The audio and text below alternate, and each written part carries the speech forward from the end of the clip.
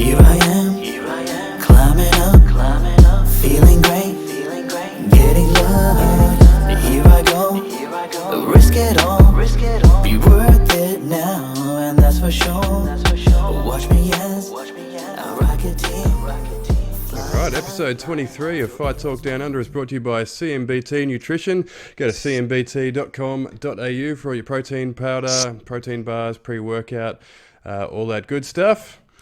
We're also brought to you by Nutcare. More and more guys taking care of their health and well-being and grooming in general these days. It is 2022, and bare nuts hair removal is better and much easier than shaving. It's less painful and time-consuming than waxing, so it's a good way to take care of your nuts. So go to nutcare.com.au, use the promo code FIGHTNEWS for 10% off at the checkout. That's nutcare.com.au, promo code FIGHTNEWS. So welcome everyone. Of course, I'm Dan Meehan from Fight News Australia, if you don't know. And my co-host is the COVID kid, Justin Van Heerden, who's in ISO at the moment. So, how are you feeling? Yeah, we're isolating. We're out here just relaxing. A couple of whiskeys deep tonight, not going to lie, but I feel like they're hard earned. I haven't really let that the celebration or anything happen yet for my fight and all that sort of stuff. So I thought, no, I might have a few whiskeys. Yeah, solo celebration. Why not? Yeah, I mean, ISO might as well do it. But yeah, we're here. We're recording a podcast. We're doing our favorite shit. We're talking about fighting, talking about fights. I normally don't have a filter. My filter's going to be less of a thing now, but that's all right. It's always good. All right, Fight Talk Down Under unfiltered. Here it is. COVID can't get in our way. Look, at this point, when it comes to this COVID situation, we talked about this off air. I've been succumbed to it now, so I'm in that group of just weak human beings, whereas yourself is surviving, staying strong. You're in the superior group of people that haven't gotten it. And as you said, at this point, science needs to take a look and step in. That's right, yeah. Like we were talking about off air, I'm still a superior specimen, still untouched by the old COVID, and they really should be studying me at this point. I must be the last person left in Australia. I've been exposed that many times. I've been to the MCG. I've got an office from my day job where pretty much everyone's got it, and it just hasn't touched me. We had it in our house. My daughter had it back in January. My sister-in-law's had it. We were literally out for dinner together, but I'm just too good for COVID. It can't touch me at this point. So number one on the pound for pound list against COVID. That's right. At this point. Right. Absolutely. Yep. COVID's taken an L this time, and long may it continue. But we've got a fair bit of fights to talk about. There's enough COVID talk. We've got in the local news. We're obviously going to sort of the crux of this episode is going to be a preview of UFC 277. We've got a huge fight card on this weekend with obviously Kai Kara France and versus Brandon Moreno. Obviously Amanda Nunes versus Juliana Pena, the rematch, among others. But before that, we've had some. A local in action over the weekend. Minnie T. Williams was back in action again against Geelong in one championship, and once again he's gotten it done. It was a bit of a one-hitter quitter in the end. He's cracked him with a right hand and put him down. So it's his third fight this year. He had two sort of big wins over Krudej and Kawahara so far this year, and. The opponent this time, he had some fast hands. He was certainly up for the fight. He was, Minnie T was sort of bashing him with the leg kicks, and the opponent was kind of slapping his leg and inviting him to sort of keep kicking. So there's no shortage of arrogance in this guy. He was even sort of humming during their exchanges. So he was certainly up for the fight, but in the end, Minnie T was a far more crisp striker. So what did you make of Minnie T's performance? Yeah, it was cool. It was like kind of what we expected, what we talked about when we previewed it. Like, I just wanted to see him bash someone, and that's what we got. And, the way the finish happened, it was beautiful. Just cracked him clean in the jaw. Old mate did the little chicken dance and fell over, and then obviously got put away. So that's what you want to see. You want to see Minnie T keep the momentum up. So, I mean, what's that, like his third fight this year, another stoppage. Dude's just out here fucking killing it. Seems like for a guy that's his size, the man sure packs a punch because he's touching these people and he's just putting them away. I did see that afterwards he was celebrating with a well-earned bottle of rum after the fact with Ryan Gray, and seeing him celebrating in there with a bunch of the fighters that fought on the card. So that's what we want to see. We want to see these people go out there, put on these great performances, put people away, and then celebrate the right way afterwards. Absolutely, he does like a drink, Mini T. So it's not a surprise to hear that there was celebrations happening afterwards, and well deserved as well. Like, it was another good performance from him. He's won 5 in a row in MMA now. 3 of those are in one championship. And he just looks better and better with every fight. We know that he had a year off before the Rodtang fight last year, and he just looks in better shape every time he gets in there, and he just looks cleaner and crisper. So he's keen on that strawweight Muay Thai belt. He's sort of called out Joseph Laziri in sort of the post fight there. We know that his goal is to be the two sport sort of champion. He wants an MMA title and a Muay Thai title to go with it, and obviously one championship affords him that opportunity. So he's getting up there. He's doing his work. So what do you reckon of his chances there?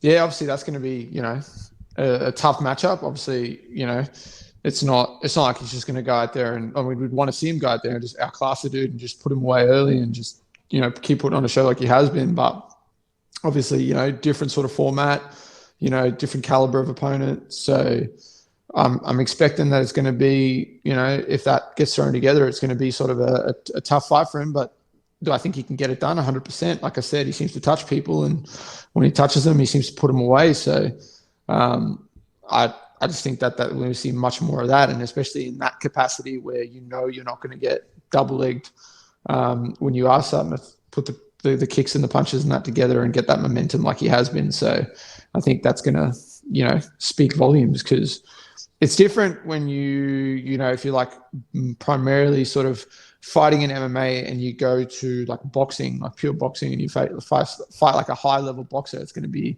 the stance is different, the range is different, things can be a bit weird. But, kickboxing kind of translates, and Muay Thai kind of translates a bit better, because it's not like you're unaware of the kicks, you're not unaware of the elbows, you're not unaware of all those weapons being utilized. The main difference is like someone's not just going to double leg you when you're coming in throwing combinations. So, and obviously the clinching side of things, but he's obviously, Mini T is well adept in those areas. So I feel like he's going to be fine and be able to go out there and put on a show. Absolutely, yeah. It remains to be seen what sort of opportunity sort of comes for him. He's obviously hasn't fought that many times in the Muay Thai division over there. So I guess we'll wait and see what one championship's got in store for him. But he's doing the right things. He had an incredible fight against Rodtang. He's been winning fights ever since, and I'm sure one championship. He's got the attention of one championship. So it's going to be fun to see how his journey unfolds. You just have to kind of just do what he's doing regardless. He's performing, he's taking the opportunities that are being like awarded to him, and just making himself undeniable. And that's what you got to do. You keep fighting, keep winning, keep putting people away. It makes you undeniable, and then you can start demanding and taking the things that are there that you want to go after. I mean, that's just how it is. Absolutely, and being active is a good way to do that. I actually watched an interview that he did with MMA Soccer earlier today, and he sort of mentioned that he's one of those guys who's all or nothing. He has to sort of stay in the gym, and he has to sort of have fights coming up. Otherwise, he kind of just falls off the wagon a little bit. He kind of sort of loses motivation. He likes a drink, he likes to sort of go out and those sorts of things, and he kind of gets down those rabbit holes when he doesn't have fights coming up. So it sounds like he wants to stay active, and that's a good way, like you say, to make yourself undeniable. And eventually he's just going to rack up enough wins that he's ranked in potentially in both sports, and they have to give him what he's asking for. Yeah, sweet. Also sort of coming up, an Australian representative over on Dana White's Contender Series. We've got the Turkish Delight. Shannon Ross is on next week, and it'll be next Wednesday Australian time, but obviously we'll be recording sort of around that time, so we're not really going to be able to kind of preview it before it happens. So we'll talk about it now. He's obviously got his opportunity next week. He's taking on Vinicius Salvador from Brazil. So I did a little bit of research on Salvador. He's fought mostly in Brazil. All of his wins, he's got a 13-4 record. You can see where this is going, can't you? He's got a 13-4 record. All of them are by KO. So he looks like he's a banger, but when you do a bit of a deeper dive, I don't know if you've sort of had a look at this yourself, but the standard of opposition is questionable. Like 3 of his last 4 wins were against fighters on debut in Brazil, so it is sort of a bit of a question mark. We know that you can obviously only fight the people that are in front of you, and he's been putting them away. But when you talk about the standard of opposition, like Shannon Ross has sort of fought sort of some of the best fighters in Australia. He's fought Steve Erceg, he's fought Paul Loga, he's fought Mokhtarian. He's a former Eternal champion. He's been there and done that. But so it's a bit interesting on paper. But yeah, what do you make of all that? Yeah, did the old deep dive on old Bud's record. Bit sus. Some tomato cans there, if you ask me. Just for context, people, like, do that when you see these, and especially if you're going to be betting on fights and stuff like that, if you're watching like from across the board, from the local level to the UFC, if you see these people come in with these sort of crazy records, do a bit of a suss out. Like, I kind of said this in the lead up to my fight with Alavi. 7-0, but if you have a little look into his record, there's 2 people on his record that are like decent fighters that he fought, and that's Rodolfo Marquez, based on his experience level, not the current state that he's in. Stiff Breezer knocked that dude out. But the other person is Cody Barnwell. And, those are the 2 fights you can look at on that dude's record and go, okay, that's legit. All the other ones, it's kind of like, whatever. That's why I kind of stress to people. So, like, people might be looking at this fight for Shannon and be like, oh, my God, look at this dude's record. He's a beast. It's going to be a tough fight. It very well might be. The dude might be handy and he might be talented and it might be a tough matchup and, going to get there and have a competitive, tough fight. Who knows? We're going to see like that's going to play out next week. But the point is, you got to look into these people's records. You got to like take it for what it is at face value. I spoke to you about this. I kind of did a comparative thing with combined records of opponents between myself and a few other people. For context, mine's of all my opponents, something like 89 and 62. Some of the other people, it's squirrely, a bit weird. Not so much, yeah. Yeah, not so much. So, that's just sort of what you got to do. But at the end of the day, like, I get it. I get it. You get to a certain point and you got to do that. Like, old mates, people around him, obviously they threw that together, and now and if it's the promotion, I think from memory, the promotion that he fought on is run by Waleed Ismail, who, as we've known, has had a few fighters that have gotten into the UFC, and some of them have done well, others have not, because they've had that sort of pathway set up for them where they've been built up. They look like these crazy prospects with these crazy records, and then they get in there and they get exposed. And that always happens. We've seen that across the board. How many people have we seen from Australia that's happened, where they've been built up, they've gotten fast-tracked with these matchups that they've been given, they get to the UFC and they get bashed and they get exposed, because now you're actually fighting someone who's legit. And it's a combination of things. It's the fact that you have this false sense of security and confidence because you're not realistic with yourself, and you have people around you that are sort of building you up and blowing you up. And then the fact that you're actually fighting someone who's a legit high-level opponent, and now you've got to, you can't bullshit your way out of it when you're in there. If you're standing across to someone and they're legit and they're trying to knock your fucking head off, you can't fake it till you make it, really, at that point.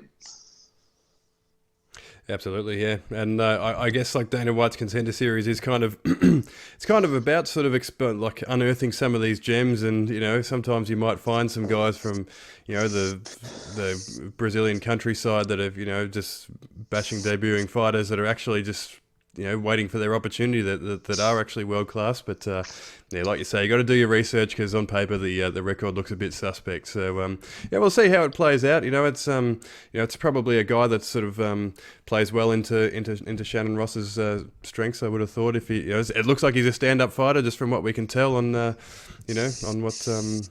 what we can sort of tell from the record. But it could be an entertaining fight.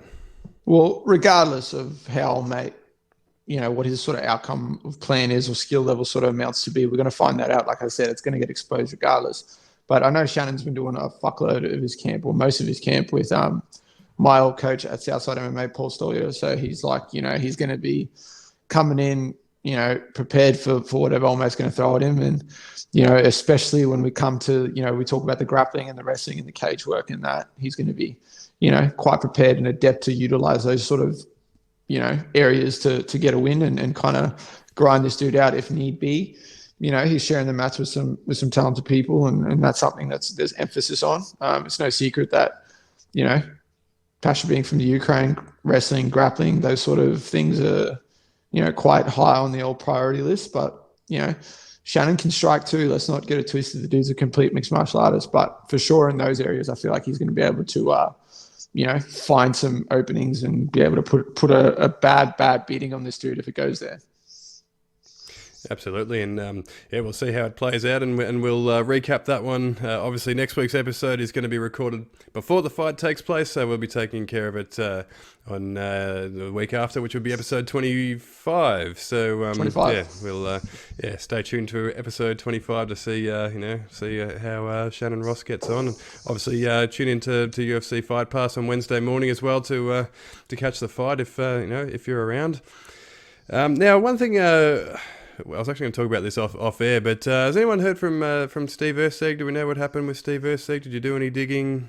I've asked questions. I've hit people up. I've done the old deep dive investigation in many ways as I can, and I've bribed a couple people. I've done a few things and have come back with zero. No idea. Yeah, absolute donuts. Obviously, Steve Erceg doesn't listen to our podcast, which is disappointing. But if you do happen to be listening to this episode, Steve, let us know. Hit us up. We'd love to know sort of what happened with the Contender Series opportunity. If it's still on the cards for later in the season, if anyone knows, let us know, and we'll report it in episode 24. But he was supposed to be originally scheduled, I believe, to be on this week's episode of Dana White's Contender Series, but for whatever reason, the fight hasn't come together. So see what happens there. But the real reason we're sort of here is UFC 277's on this weekend. It's a big card. It's got some Anzacs involved. So we'll get stuck in. The first one is why are you smirking? What's going on here? We're feeling good, Dan. We're feeling good. We're ready to go. Oh, this is a good one. Look at him. He's fights in the bank. He's been at home all week, just pacing back and forth, waiting for recording day. So he's primed and ready to go. So. We'll get stuck in UFC 277. The first Anzac on the card is, of course, Blood Diamond, someone that you've shared the mats with. Taking on Ryan Kosey, who we know is a Dana White's Contender Series alumni. He's got that sort of wrestling pedigree. This was a fight that was supposed to take place a few months ago, but Blood Diamond suffered an injury. So now it's back on for this week. So what do you make of this matchup and Blood Diamond's chances of stuffing the takedown and doing his work standing up? Yeah, well, they've obviously not been, I guess, sympathetic to the outcome of the first fight, and they've just handed him another wrestler. But, that's neither here nor there. So I'd imagine that he's been doing the work with the boys at City Kickboxing and the team and Eugene, and everyone's been putting him through his paces. As I said, after his fight, when he was here and I got to share the match with him, I was actually pleasantly surprised by the level of wrestling and grappling that he has. Because obviously watching the fight and never having interacted with the guy and trained with him and sort of sharing the mats with him, watching that and it's also your UFC debut, all that sort of stuff. It's a pretty crazy process, but but even watching some of his other fights, like the fight against Dimps and stuff like that, there's obviously people are going to try and take you down. They know what your pedigree is on the feet. But like I said, I was pleasantly surprised at the actual, level that he's at with that sort of stuff. Like he can obviously do that. So I kind of wrote it off as a bit of, the UFC jitters, all that sort of stuff. Just the concept of being on such a crazy card, making your debut, all that sort of stuff. But I think he would have gone back to the drawing board, would have done the work. And I'm expecting him to come out there and hopefully get the opportunity to showcase his skills and abilities. And, if all I'm saying is if he stuffs this dude's takedowns and keeps it standing, it's not a matter of if he's going to put this guy away, it's when. Because he's very hard to deal with on the feet and does shit that I still can't grasp and concept. And, it's just the guy's striking is so freaky. It's so weird. Like people love watching. If you're not sort of aware of Bloods and what his skills and abilities are and stuff like that, obviously go watch some of his kickboxing fights and that. But like if you're a fan of watching Adesanya striking and you're kind of like mesmerized by what he's able to do in there, just wait until you see the opportunity for this guy to be able to do that. And especially with those little gloves, holy shit, can he put people away if he touches them? So I feel like he's going to be able to do that. I'm excited. He's fighting, his teammates challenging for an interim title. The energy's high from what I can see in the fight week stuff so far. He seems like he's cruising through fight week. Obviously, they got, Geordie and Ryan from the, the TFD team over there helping them with their fight week sort of stuff. So the boys look like they're cruising through. Everything's flowing together. And I'm expecting that Bloods is going to kick it off with a pretty convincing win. And I'm going to say that it's going to be a round 2 knockout. I feel like round 1's going to be a bit iffy. It's going to be very wrestling heavy. Bloods is going to have to do some work. But after that, I feel like he's going to be able to, pick him apart and put him away. Yeah, I think it'd be smart for Kosi to sort of try and take him down early, particularly early on in the fight. It's going to be, obviously Blood Diamond's a dangerous guy to stand and trade with, particularly if you're, if you're not on that level. So, but we saw in Blood's UFC debut, he sort of got a bit outclassed on the ground, and I don't know if, like you say, if it was UFC jitters or whatever, but and again, like you mentioned, he's got a wrestler this time, so they've sort of thrown him to the wolves once again. So, sort of, how much can you take away from a loss like that, and then, go back to the drawing board and sort of prepare yourself? Like, how much would he have taken away from a loss like the one he suffered in his first UFC outing?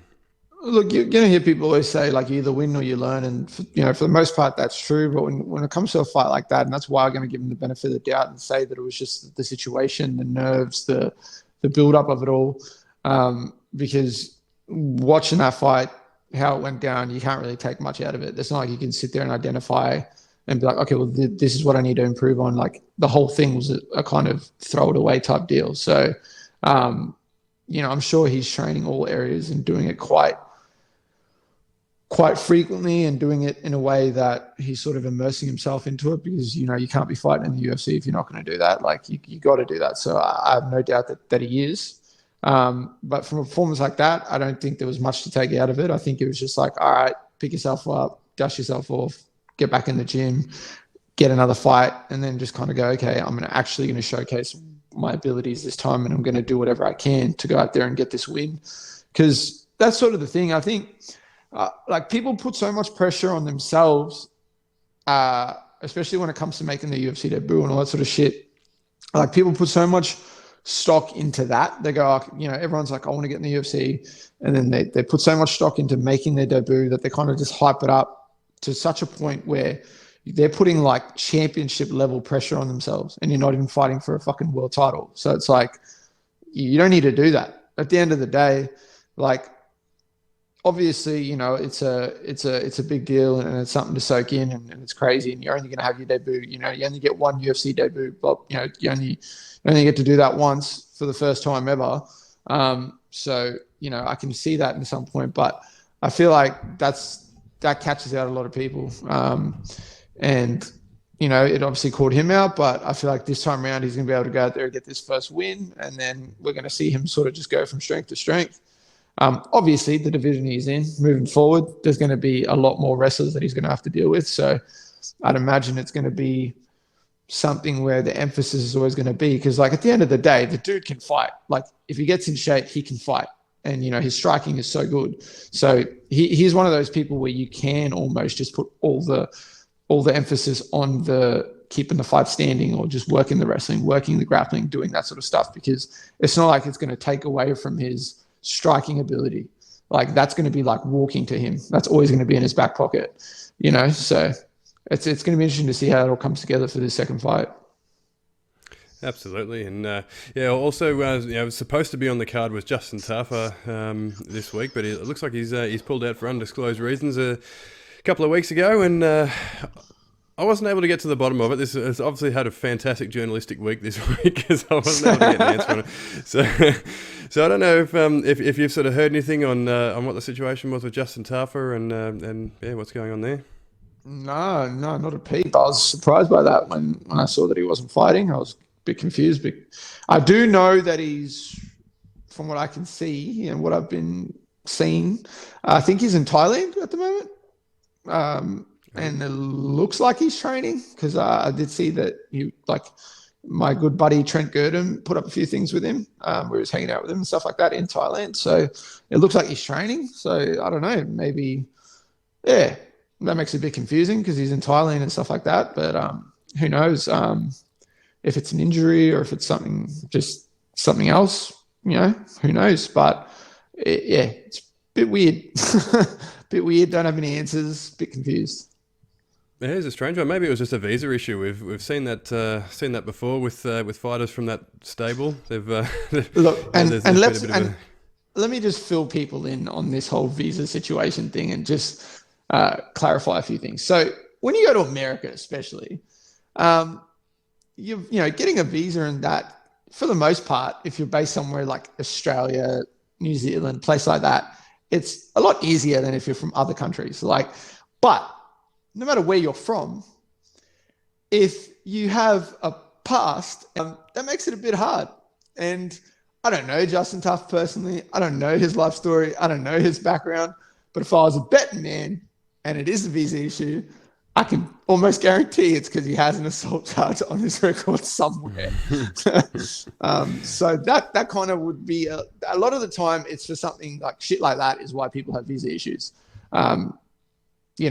A lot of the time. Other times it's just random, like just coincidence type things and little shit from I guess from the promotions end, like we kind of saw with Aaron Blackie and like we kind of saw with BJ Bland and shit like that, like where they've had these issues. But a lot of the time when someone's like, oh, visa issues, it's probably because they've done some shit and they need to like sort of sort that out and declare it or make the fucking consul aware of it and sort that out. So yeah, a lot of the time, guys, if you see someone with visa issues, take it with a grain of salt because you never know.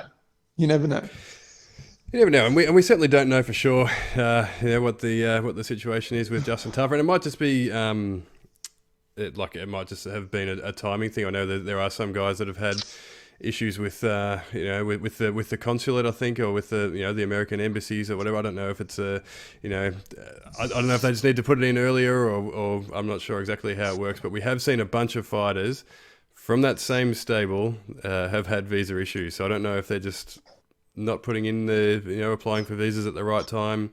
It could potentially be that, but we don't know. But hopefully Justin Taffer is, he's back in the ring because he has fought in the US before, hasn't he? So he's obviously managed to gain entry. So potentially it maybe isn't a sort of something in a skeleton in the closet or whatever. But it may not even be a visa issue. We're kind of just speculating at this point, but hopefully we do see him in the in the octagon sometime soon because he's always fun to watch, and it's never nice to see fights fall over and sort of at the last minute or close to fight week. So 100%. Also on the card we've got another Anzac there, Kai Kara France, obviously representing New Zealand. He's fighting Brandon Moreno for the interim UFC flyweight title while we're waiting for Figgy. So he's coming off some wins against Cody Garbrandt and Askar Askarov. So he's in good form. Brandon Moreno's coming off 3 fights against Davidson Figueiredo, which is kind of crazy to think. You look at his record; it's just fig, just 3 in a row. He's gone 1-1-1, so they've still got unfinished business, those two, but. In the meantime, he's got Kai Kara France, who he's beaten before at UFC 275 back in December 2019. Kai's gone 4-1 since. So, what do you make of his chances this time around? Completely different fight. Both guys have evolved so much. Both guys have improved so much, and both guys are on a whole nother level. And especially, both guys have stayed active in the time they've kept fighting. They've pushed through. They haven't taken any sort of time away. And Kai's gone from strength to strength and. Like we kind of spoke about when he was going into that Askarov matchup, like I was thinking, fuck, man, I don't like this. But he went out there and did his thing. And like I said, after that fight, I'm fucking never picking against that dude ever again. So, I feel like he's going to go out there and fucking put on a show. I feel like Kai and Moreno are going to get in there and they're just going to bang it out. I feel like they're just going to scrap it out for however long it takes for someone to get put away. But we've seen Kai now in these last recent sort of fights where it has gotten into the wrestling and grappling exchanges. He's shown a vast improvement in ability to sort of defend and deal with those areas, wear out the storm, stay patient, stay calm, get the fight back to where he needs it to be, and then just pull people away. or basically just beat the shit out of him. So I feel like he can do that. Moreno is obviously well-rounded. He's shown he can knock you out. He's shown he can choke you out. But that's obviously going to be always going to be the, I guess, area to take it to with fighters from CKB. People are always going to look to engage in the grappling and the wrestling. It's like just never not going to be a thing. Even if you're training wrestling, grappling every fucking day, if your gym's called City Kickboxing, people are going to try and take you down. So yeah, I feel like it's going to be an entertaining fight. I don't see it, to be honest, I don't see it finishing before 4 rounds. I feel like it's going to go at least 4 rounds before we see someone get put away. But for sure, at any moment, someone could go to sleep, obviously, or get caught. But I just see it being a highly entertaining fight. I'm excited for it. I'm pumped. I'm actually, it's going to be probably one of the most high-level flyweight fights that we're going to see outside of that we've seen recently with Figueiredo and Moreno. Yeah, on paper it looks fantastic, doesn't it? It's just a couple of game fighters. Like, they're not guys that get put away. They're both guys that have got solid tanks and not afraid to sort of throw down. So on paper it looks a fantastic matchup, and it's going to be interesting to see how Kai gets on, because Moreno's he's a game fighter. He's high volume. He's in your face. So I guess interesting to see if Kai can sort of use the movement that he has and pick him apart. It's going to be, and especially, if Bloods goes out there, does his job, that's going to give Kai that boost too, because he's going to be able to draw the energy off that. We always heard about these CKB guys and the everything like that, man. They're always pretty big on that, having the energy and to draw on from each other. And, Kai and Bloods are going to have a decent support crew. I believe Volk's going over for the fight. I'd imagine Adesanya is going to be there. I'm pretty sure Hooker's there. So they're going to have a decent support crew there to support the boys. So the energy is going to be high, the momentum is going to be high. So, it's setting itself up to be the night that we see another Anzac go out there and claim some UFC gold, and then it sets up obviously a massive fight, to unify the belt later on with Figgy. But yeah, I'm hyped, I'm excited, I'm pumped, I'm confident that Kai's going to go out there and perform, and we're going to be recapping this and talking about our latest Anzac UFC champion. Yeah, I hope so. And how much of a difference does that make when you've got a teammate on the card? I don't know sort of how many sort of cards you've shared with stablemates, but how much of a difference does that make? For you, if your teammate goes out there and wins or loses, how much of an impact does that have on your mindset? Look, for some people, it's destructive, completely destructive, and they can't put it aside. They can't be like, oh, okay, that's shit, but that doesn't affect me.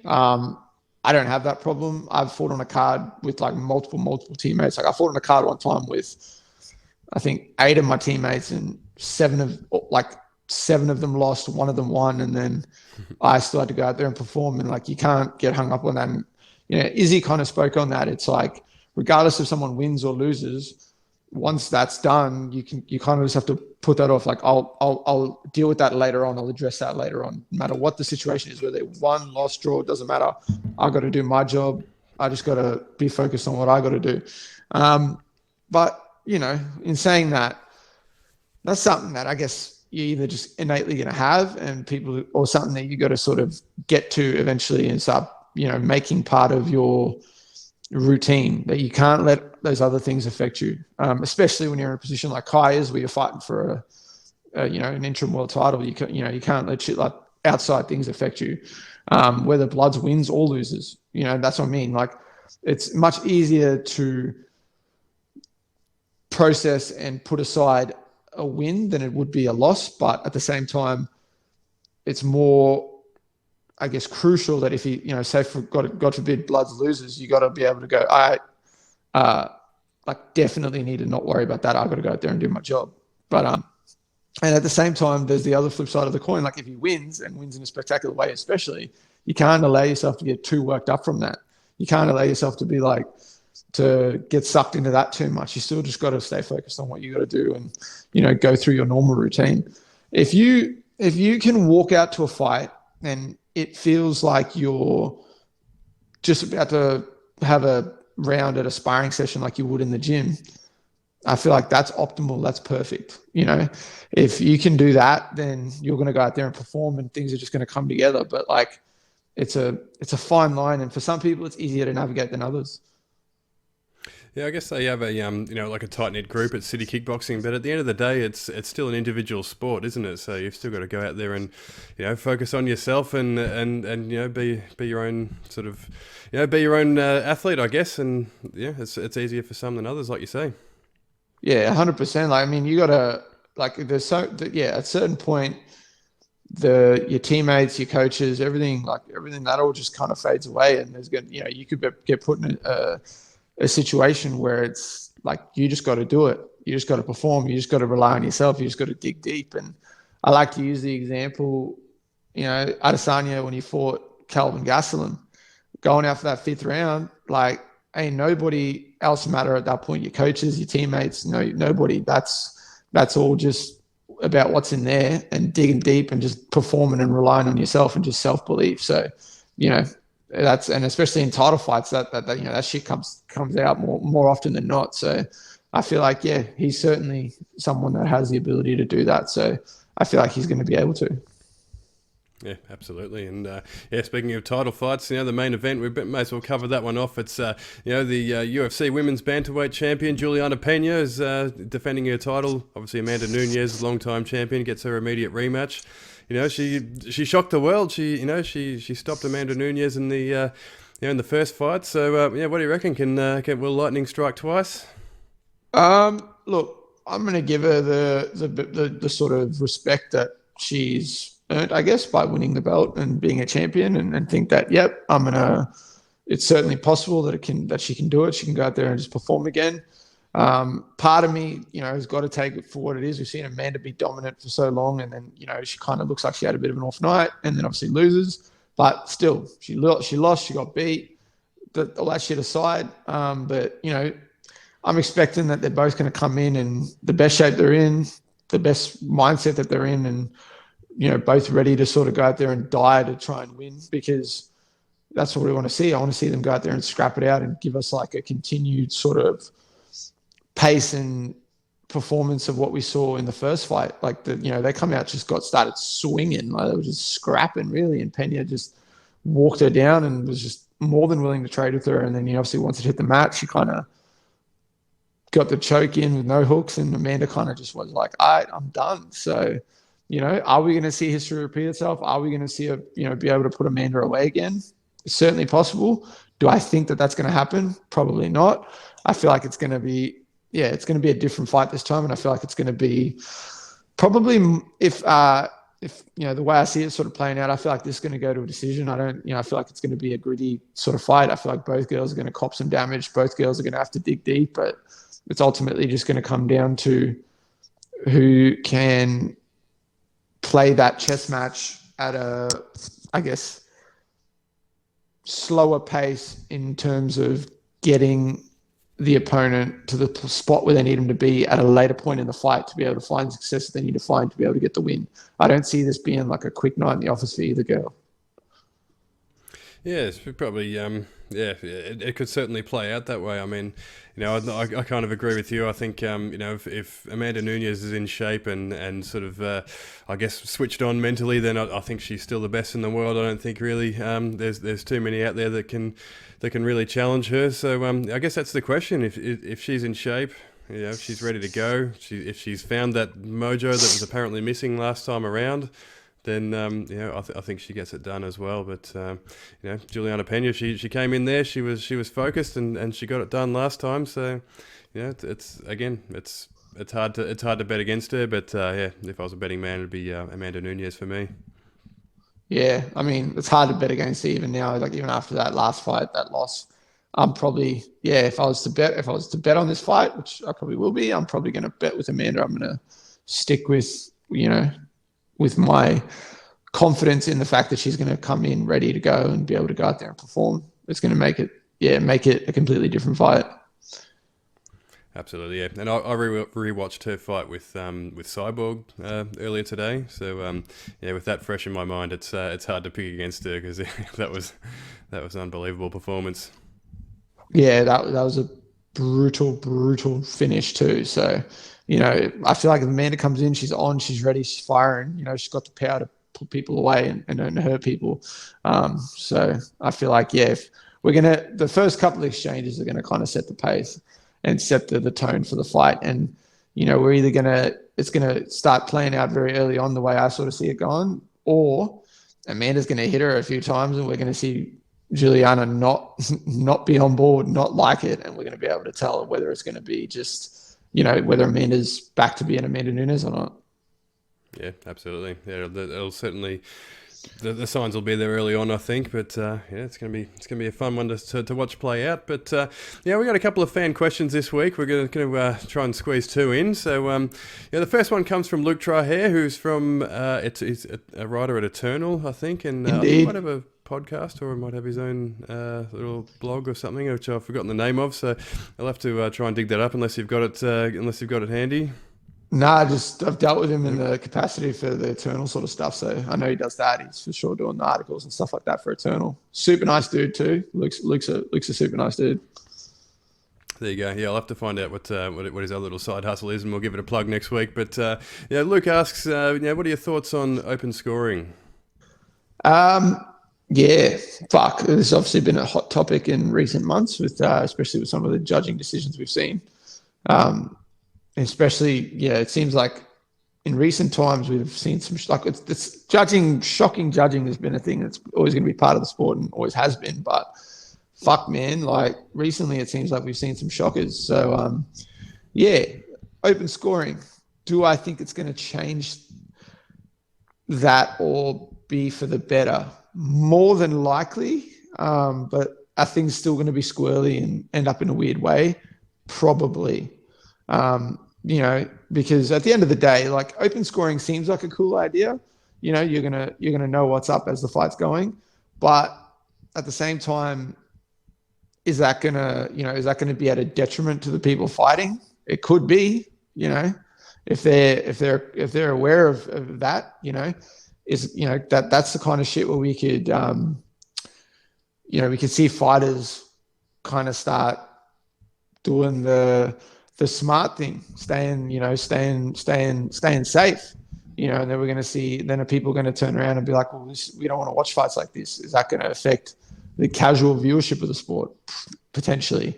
Or the other side, is someone going to take a super unnecessary risk to try and really get after it and cop some brutal brain damage? And then are we going to see fighters start, getting put away a lot more often, a lot more frequently, just because their style of fighting is kind of score-wise demands that for them to be on the, start from behind. In a sense, there's fighters like that are sort of fighting, even fighters who are like defensively sound and disciplined, like give away the first couple of rounds to kind of, find their moments, make their reads, build up the data that they need. Like Petr Yan's a great example of that. He doesn't win the first round of any of his fights because he gives it away almost to try and build up the data, find the reads that he needs to make to be able to go from there. Is him knowing that he's in a fight and behind significantly going to impact that? Is he going to get a bit more overzealous with his pursuit to sort of get himself back in the fight or look for a finish? Is he going to get, clipped and put away? All these things are factors that are going to come into it. But as a whole, just looking at it at surface level, I think open scoring is a good idea, because certainly what we got now is just not working as good as it could be. Is it going to be the sort of be-all, end-all? Probably not. It's going to be like a step in the right direction, but things still need to be adjusted and built onto to be able to find what's going to be the ultimate successful scoring system for MMA. Because right now, using the 10-point must system for boxing, it's just not a thing. Yeah, I think like open scoring, it's sort of like you say, it's a bit of a romantic idea, like sort of having a scoreboard there and knowing what the score is. Like any other sport is kind of like a bit of a romantic idea. But again, I think you kind of touched on this as well. I don't think it's going to save us from the fuckery that goes on with judging. Like if you've got a bad judge there, then you've got a bad judge there. Are they going to it's not going to change the way they score the fight just because people know about it. It might open them up to sort of live criticism, but again, they're kind of locked away. They're doing their judging. So I don't know that it's really going to save us from the dodgy decisions. It's just that we're going to see them unfolding throughout the fight. And I don't know that the promotions will love it because, again, I think you touched on this as well. If a fighter's 2 rounds up going into the 3rd round, then they might just be happy to sort of hold, take down, hold, sort of stall out, just kind of, coast their way to a win, which is something that we know that the UFC hates that sort of stuff, and they reward people for sort of exciting fights and things like that. But you've also got to win your fights. So I think there might be some fights like that where that suffer. With something like open scoring, so I don't know that it's really going to solve the issue. I think more the issue is probably just the like you say, again, like you touched on there, the 10-point must system that's been transplanted from boxing. It's just I don't know that it quite works. Do I know exactly what the answer is? Not particularly, but at least in one championship, they do something a little bit differently where they score the fight as a whole. So I don't know, maybe there could be a bit of a test case there for scoring like that. But I don't know that we're ever going to convince the athletic commissions in the US and Australia and sort of the bigger sort of Western markets that that's a good idea. So maybe open scoring could be a step in the right direction. And something like that's something that people need to remember too. Like if people don't know how it works, like you get your show money and you get a win bonus. So like you get a certain amount of money for just showing up to fight, and if you win, you get a win bonus. All right. And obviously you look at some of these fighters and look, fighter pay and things like that in the UFC and this or whatever, it's a topic of discussion we're going to talk about. That's neither here nor there. But we've spoken about this before where I see you see articles where it's like, Francis Ngannou's like complaining about fighter pay, but the dude's like just got paid like $500,000 and complains that he doesn't have money and he needs like more money and et cetera, et cetera, et cetera. But like, it all depends on the setup that each fighter has. Like I've seen some fighters come out and speak, and then you work out the percentages and the figures. Like they obviously get paid to fight, they win, then they get a bonus. Then tax gets taken off that. Then you see some of the figures, like they're paying their management like 40%, and then they're paying their agent like 40% or 20%, or and it's like, fuck, man. Like, do you even have a brain to work out who's really are people helping you work this out, and you can see what is the best deal for you? So all that factored in, if you're a fighter who is in a situation where it's probably not the best case scenario for you, it's going to be more evident that you go out there and perform and get a win and get a win bonus any way you can. And if you're aware of the fact that you're already winning the fight and can then just take the safe route to victory, 100% you're going to do that. And to be honest, no one's going to hold that against you, because at the end of the day, that's how you make your money, and that's what you're trying to do to put food on the table for you and your people and whoever's close to you. So that's something that's like a whole nother factor that ties into judging in general, especially when the judging's fucking terrible and someone wins a fight that shouldn't have won a fight.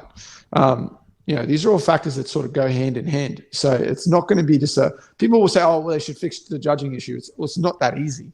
And there's so many other factors that tie into it that you can't just eliminate.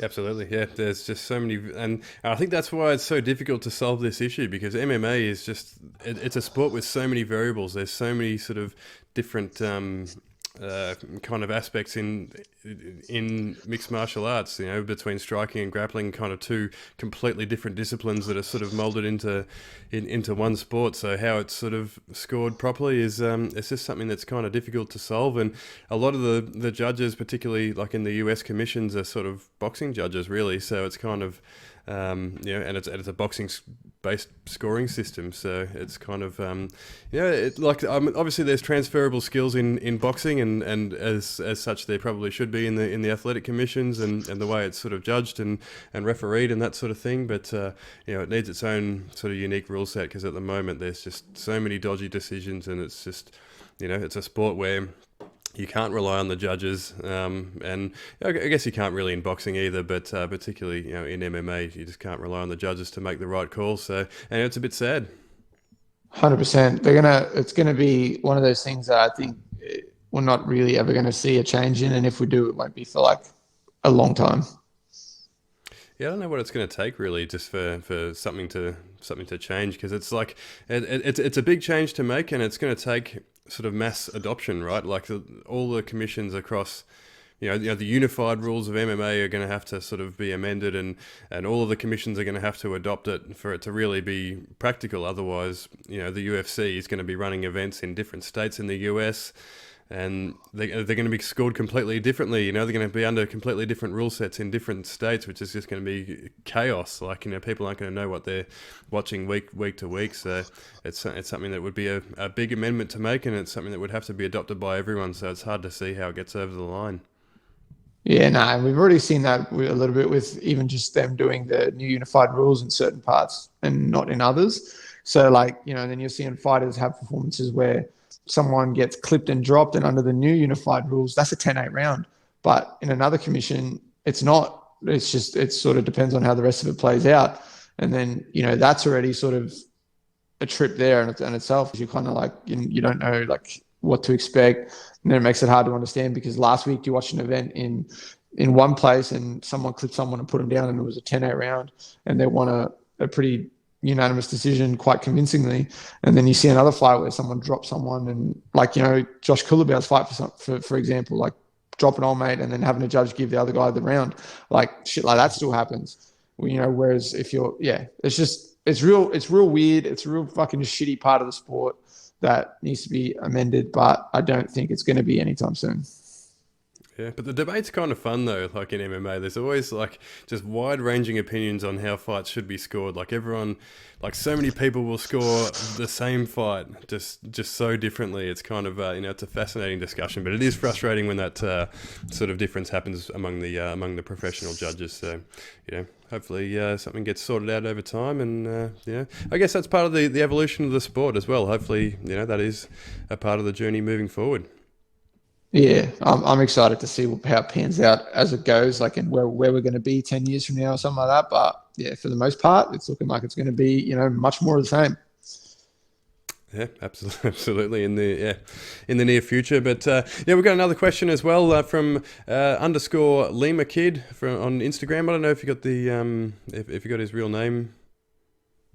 You did? I did know it. And I even told myself, I was like, Damn it. Yeah. I will find out, and I will do a proper shout out on next week's episode. Yes, apologies to _ Lima Kid. I think Lockjaw needs to go to the Dan Meehan school of rehearsing names pre-podcast, because this one obviously hasn't been rehearsed. But anyway, he asks, which Latin American fighters do you think have a promising career? So I think what he means is which Latin American fighters, up and coming fighters, look promising and have a big career ahead of them. There's a few that stick out, but for someone that I'm going to sort of go with and sort of pick to be someone who's going to go far in the sport and do quite well, I'm going to go with Chito Vera, Marlon Vera. I reckon he's out there doing it already. The guy's out there just kicking ass and performing and going from strength to strength, and he's got potential to be quite great in the sport. So he's high on my list of just prospective fighters that are doing quite well at the top level of the sport. And even then, I kind of got to see a few of his fights on before he was in the UFC and stuff like that too. And the guy is just he's super talented. He's obviously game, likes to fight. And if people haven't already, go out there and find sort of interviews and chats with this guy where he sort of talks about his motivation behind fighting, some of the crazy stories he has about fights that he's taken, and everything in between. And it's the dude's, you can't help but not like the dude and just kind of want to see him do well. So I guess he's my pick. Marlon Vera is probably my pick for someone that's a Latin American fighter that's doing quite well and going to continue to do well and potentially go on to win a world title. He's sort of who I kind of lean towards. Yeah, nice. And I was at, I don't know that, I feel like it might have been his first UFC fight. I'm not sure, but he fought here in Melbourne in the UFC. I think it was on the undercard, or it might have been on the undercard of Whittaker versus Brunson, maybe 5 years ago or thereabouts. Oh, yeah. Might be off on that, but I might have to fact check that after the fact. But it was his first fight. I think he won the fight maybe on split decision, but you could see that he was tough and he was a bit sort of rough around the edges, but sort of watching his progression ever since, it's sort of I think he was quite young at the time, and just seeing his evolution as time has gone on has been quite fascinating. He's really sort of evolved into a world class fighter. So I think Chito Vera is a good shout. Yeah, and I feel like, obviously we've seen, we've seen a few other fighters that have come through the ranks a bit. And, I guess Brazil counts as being part of Latin America too. So you're obviously going to see there's always been fighters from that part of the world that have done well. We've got a few Mexican fighters that are killing it at the moment as well and continuing to do so. But like that, I still feel like that part of the world, we haven't really seen, the crazy amount of talent that we're potentially going to see in coming years. I feel like it's, when you look at a place like Brazil or America and that, you've seen people from over the years that have gone on to do great things, and you've seen like a consistent talent pool sort of come out of these places. But like with some of these other regions, and especially Australia and New Zealand, that like that's where just on the up at the moment, and you're kind of seeing that. But somewhere like Latin America, man, some of these places like Ecuador and some of these places are in that part of the world, there's fighters coming out of these regions that are just absolute monsters, and you're seeing them. Like, I mean, I watch all the random promotions and stuff too, and I'm seeing some of these people, and they're just, they're talented fighters, and they could potentially go on to do quite well at the top level of the sport. But it's just a case of they just need that spotlight, and when they start getting it, I feel like we're going to get a wake up call that, like everywhere in the world, that there's people just lurking that we're just not even, aware of at the moment. Yeah, absolutely. And the UFC sort of, the spotlight's going to be sort of around that, always around that region. So, as more fighters come through, like Chito Vera and those sorts of guys and girls from that sort of region, the more the UFC is going to be compelled to look there when they sort of see these kind of gems coming from that sort of region. But I've got a couple of names I wanted to sort of put forward. One's a little bit from left field. I've got Fabricio Wonderboy Andrade was one that came to mind when I saw this question. Yeah. He's a Brazilian guy in one championship. I love one championship, right? So so Andrade just won. Wonderboy. He's he's been smashing people in one championship. He's only 24 years old. He's a 145 pounder over there, which is effectively bantamweight, because they obviously don't have the sort of same weight cutting protocols in one championship. But he's just fight on fight. He just gets better and better. He's full of confidence, really just powerful striker, and the sort of he's showing that he can grapple as well. So 24 years old. That's obviously very young in mixed martial arts. So he's got plenty of time ahead of him, and I think that guy's got a lot of potential. And whether that's just that sort of plays out in one championship, or whether he sort of makes his way over to another promotion, as time goes on, I guess time will tell. But I think in one championship, he's a real problem, and that guy's going to have a belt around his waist at some point. He's a beast. He's got back-to-back body shot stoppages, I think, too. He's just at him melting dudes. Yeah, he's a problem. And I've heard nothing but crazy stories from my good buddy Trent Girdham about him, because they're obviously quite close. They're good friends. So yeah, he's told me that dude's an absolute monster, and is very well rounded too. So obviously, yeah, he's someone to keep an eye on. Then if you're watching one championship, and if you're not watching one championship, sort your shit out, because there's plenty of good fights and good fighters happening there. Yeah, if you're not one of the 37 billion people that watch one championship week on week, then you should be. Watch out for Wonderboy Andrade. But another one I wanted to put forward was, and it's probably not technically an up and coming, because she is ranked number 5, but it's Alexa Grasso. She's in the UFC flyweight division. She is ranked number 5, so technically not an up and comer, like I said there. But she had some early hiccups in her career. She had sort of 3 losses early in her UFC career. She missed weight. She had trouble sort of with making straw weight. But she's 28 years old now, so she's sort of coming into her prime in MMA, and just her improvement sort of fight on fight has been really kind of fascinating to watch as well. Similar to Chito Vera, she's really just improved a lot. She's found a home for herself at flyweight, and now she's in her last 2. She's beaten Jojo Calderwood and Jojo Wood, sorry, and Macy Barber. So she's starting to sort of put some of those wins together, and I think she's got real potential to sort of to rise to the top of that flyweight division. Yeah, she's another one. She's an absolute weapon. I like watching her fight. She's quite entertaining. Absolutely, and yeah, we don't sort of see that many Mexican fighters sort of in the UFC. There is a sprinkling of them, but she's one of the ones that's really got an opportunity to sort of push towards title contention. So there you go. I guess we'll give a little shout out to Tyler Santos, who just fought Valentina. I feel like she got robbed in that fight. There's a way that you can watch that fight, and we talk about it being subjective, and like you said, people are going to score fights a certain way, but fuck, man. Yeah, I can see. Look, I'm not mad at either girl winning that fight, but I for sure think that Santos could have been the winner of that fight, and she's another one. She's an absolute beast. Absolutely, yeah. I felt like she was a bit stiff as well, and like you say, it's one of those fights where you probably can't complain with it going either way. It was close, but I probably I felt like she had done enough when when that final bell rang. Yeah, so it's promising. It's promising across the board. Especially shout out to all our listeners in Latin America. We love you. We appreciate you. Yeah. If there is one, then let us know, because the demographics sort of suggest otherwise. But obviously now we're branching out. We're talking Latin American MMA. So it's a matter of time. Of course, I guess in Latin America there would be a market for for content on Australian MMA. Fight Talk Down Under would be something that would appeal.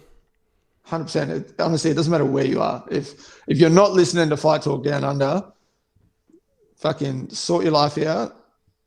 Start doing it, because we always say this, and we've said this for the last 3 weeks, wherever we're at. Eventually, we're going to skyrocket through the stratosphere, and if you're not on board the rocket ship now, when it gets to that point, you're going to be kicking yourself. But man, I could have been there with those guys. Absolutely, and what better way to start than with episode 24 next week? Of course, we're going to recap UFC 277 and all the fights we just talked about there, and we get to unpack what's going on there. We'll be previewing Rob Wilkinson's PFL semi-final, which is on next week. Might have a bit of a chat about Hex 23, which is also on next Friday. But until then, send us through your fan questions. The details will be below if you're watching on YouTube, at Dan Meehan MMA on Twitter, at Lockjaw MMA on Instagram. Of course, I've had the wrong Instagram handle for Lockjaw on the last 2 weeks there, so that's an editing fail there, but I will amend that this week. It's at Lockjaw MMA on Instagram, so if you want to get at Lockjaw. Otherwise, like and subscribe, YouTube, Spotify, Google Podcasts, Podbean, Fight News Australia, and iHeartRadio. So yeah, Lockjaw, what are you going to want to take us off with?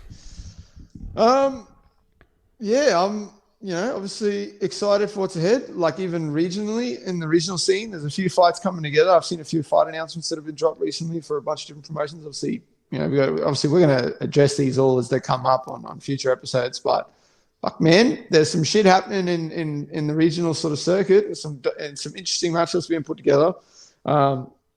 So I just want to sort of, I guess, reiterate that to people. Get on board, start paying attention to these fights, start supporting these promotions, because, across the board from an amateur level to the pro level, shit's just on the up. So yeah, get on the train, support these people, because by the time that some of these people get to that top level of the sport, you could have paid your $40 or $50 and stood there with a beer in your hand and watched them right in front of your eyes, and then it's going to get to a point where they're fighting in the top level of the sport, and you got to drop $200 a ticket to go see them.